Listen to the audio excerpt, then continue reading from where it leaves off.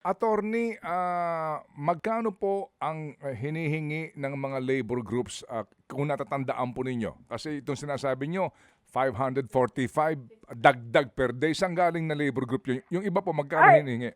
okay. Yung nabanggit ko kaninang Metro East Labor Federation, Super and Union, ang hinihingi po nilang increase ay 855 or 1,500 ang magiging minimum wage Mhm. sa NCR. Yun Mhm. po ang hinihingi nila. 855 na increase po sa minimum wage, which totals or amounting to 1,500. Meron namang grupo po na una, nung May 22, nag-file po sila ng wage petition.